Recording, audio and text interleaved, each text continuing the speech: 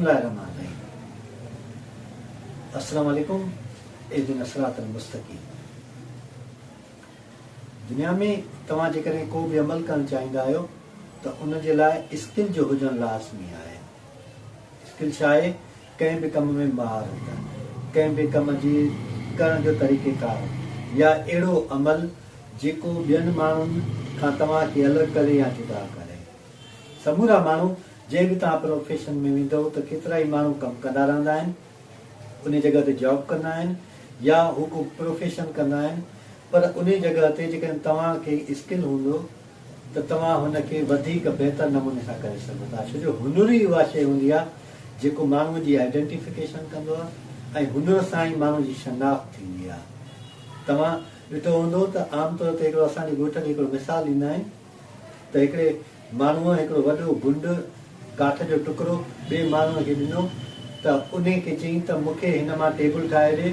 पछाड़ीअ में हुन काठ खे टुके उन मां हिकिड़ी ॾोई ठाही। यानी अनस्किल्ड जेके माण्हू हूंदा आहिनि उनखे तव्हां केतिरो बि मटीरियल ॾियो त उहे उन मां कंहिं बि हिकिड़ी कम वारी शइ कॾहिं बि ठाहे कोन सघंदा आहिनि। स्किल माण्हू में तॾहिं ईंदी आहे जॾहिं माण्हू जंहिं दौर में रहे थो पियो उन दौर जी प्रैक्टिस करे।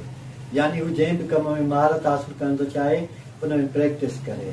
जॾहिं हू प्रैक्टिस कंदो रहंदो आहे त उन में ऑटोमेटिकली स्ट्रेंथ ईंदी वेंदी आहे। मोहम्मद अली बाक्सर जी तव्हां ॿुधी हूंदी ॻाल्हि त हिकिड़े ॾींहुं मोहम्मद अली बाक्सर पंहिंजे ऑपोज़िट खे हिक ई पंच सां केराए विधो त जेको अनाउंसमेंट पियो करे उन मोहम्मद अलीअ खां पुछियो त तो हिक ई पंच सां हिनखे कीअं केरायो, त हुन चयो त मूं हिन हिक पंच ते 1000 भेरा प्रैक्टिस कई।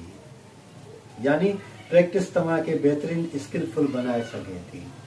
हुन खां पोइ क्रिएटिविटी। जंहिं बि दौर में तव्हां रहो था पिया या जंहिं बि टाइम में तव्हां आहियो उन दौर में जेके माण्हू तव्हां जंहिंमें बि महारत हासिल करणु चाहियो था उन में ॾाहा आहिनि, तव्हां उन्हनि सां मिलो, उन्हनि सां ॻाल्हायो, उन्हनि जे तरीक़ेकार खे ॾिसो ऐं तव्हां बि उन में ई महारत हासिल करणु शुरू कयो। हिकिड़ी वसी शइ हूंदी आहे, उनखे नंढड़ो करे तव्हां हिकिड़ी नंढड़ी शइ में पंहिंजी इम्प्रूवमेंट आणियो ऐं पाण में महारत आणियो त ॾिसो त तव्हां में ऑटोमेटिकली स्किल अचणु शुरू थी वेंदो। केतिरा ई माण्हू त अहिड़ा हूंदा आहिनि जेके अपडेट न आहिनि थींदा। तव्हांजी आम मोबाइल फ़ोन जेका तव्हांजे हथ में ई आहे, इन मोबाइल फ़ोन में हर महीने ते ॿिए महीने 3 महीने हिकिड़ो मैसेज ईंदो आहे, सॉफ्टवेयर अपडेट थींदो आहे। उन में तव्हांजी सॼियूं एप्लीकेशन अपडेट थींदियूं रहंदियूं आहिनि। स्किलफुल थियण जे लाइ बि माण्हूअ खे अपडेट थियणु लाज़मी आहे। यानी हू अपडेट थींदो रहे त जंहिं जदीद दौर में हू रहे थो पियो उन मुताबिक़ पंहिंजी ज़िंदगी गुज़ारे पियो। टेक्नोलॉजी न फ़ाइदेमंद हूंदी आहे न नुक़सानकार। उन खे इस्तेमालु फ़ाइदेमंद बि बणाईंदो आहे, नुक़सानकार बि बणाईंदो आहे। जेकॾहिं तव्हां हथ में जेका मोबाइल फ़ोन आहे उन में तव्हां सुठाई वारा कम था कयो पिया त इहा मोबाइल फ़ोन तव्हां लाइ बाइसे गनीमत आहे।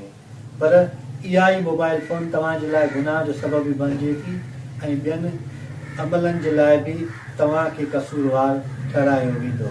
छो जो तव्हां ई आहियो जेके शयुनि खे इस्तेमालु कंदा आहियो।